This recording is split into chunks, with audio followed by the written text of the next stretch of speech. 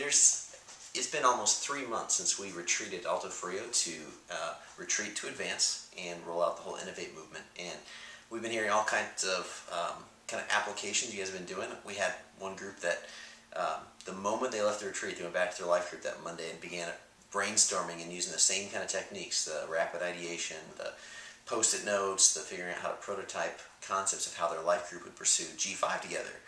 Fantastic. Had another person who went back to their servant team and was talking about how do we brainstorm about new ways to accomplish our team's mission together in the year ahead. Fantastic. But it's been about 3 months, and as much as we've seen fantastic discussions and applications of some of the techniques and processes, we've at the same time been a little underwhelmed by the formal kind of experiments being conducted and the participation in some of those tools. And as a leadership team, we went, okay, well let's learn from this. Let's go and look at what's worked well and what's not worked well in Innovate, and what does the next season of Innovate look like. And as we did that, we began to realize that we may have complicated things a bit. Because you see, in a way, Innovate is really just a subset of part of GracePoint DNA that's been around for over a decade, and that's rooted in the core value of ownership. So you remember we were talking about our vision frame. You got mission, common people, uncommon life in Christ, strategy, mission measures of the G5, and you got the values that really shape kind of the way we go about things.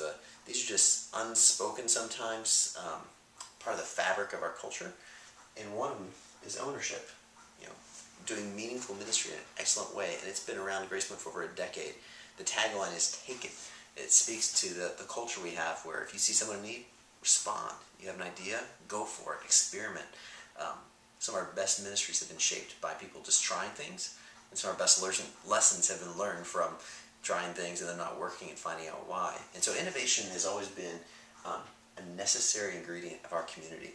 And sometimes when we try to co-opt the value to a strategy, to a measure, and drive towards mission, somewhere in there we begin to lose something. Because what we began finding ourselves wrestling with as this Innovate thing unfolded was we had to manage it.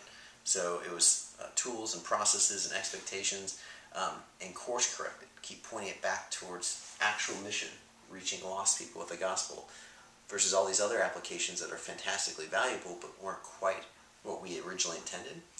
And as we began facing those facts and just doing an autopsy ourselves, we began realizing in the process of advancing Innovate, we had two byproducts that were unanticipated.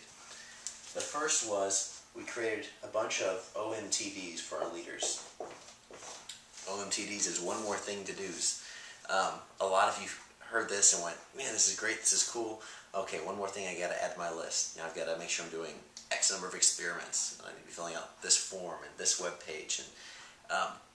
And what we unanticipated and unintentionally did was we created a task list, a sense of what was originally a value. This is just who we are when we go about our mission, became something that was a task. And tasks come out as expectations, are internalized as obligations, and really become toxic. It kills the very heartbeat of values, because values are part of culture, and I can't mandate culture to you. We celebrate culture, we embody it, we discipline and correct when we see it being lacking, but just as if it was relationships, I can't go and tell you, be in good relationship, pursue authenticity. I can't bark that at someone, and I can't manage your relationships. All I can do is be authentic, and exhort you and encourage you to be authentic, and then intervene when I see people not being authentic. And somewhere in that, the tide of relationship raises. Well, same thing is true with Innovate and ownership. It can never be reduced to a bunch of tasks, to how many times have you experimented in the last 3 weeks. Instead, what we realize is we need to back off on that and go, innovation will happen, and we're going to celebrate it, and we're going to celebrate the successes as well as the failures, which are lessons learned. And as we cultivate that will replicate itself more than creating some sort of process tool that's going to just manage and create more of these OMTDs on our leaders who are already serving at a high level. So that was never the intent. The other byproduct we didn't anticipate or intend was that it became a new thing. If you remember, we talked about the progression that we went from one to one parties, okay, experiment that didn't work so well, to then Innovate, and somewhere in that one to parties to innovate, these started becoming their own things, and we were losing attachment to the core of kind of who we were. What's compelling us to do these things? What's it aimed at? What's it driven by? And so what we realize is these are both fantastic insights for us. We've learned a lot as a leadership team ourselves, kind of just wrestling through this, and it led us to an amazing insight into re-clarifying what are we about and what is that missing piece. You know, if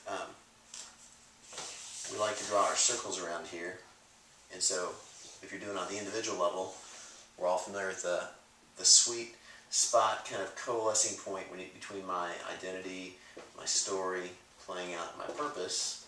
There's something powerful that happens when that's all firing. Jim Collins in Good to Great would talk about the hedgehog being when you're able to find the intersection of what you're best at, what you're passionate about, and what drives your economic engine. Well, then you're operating out of really who you are.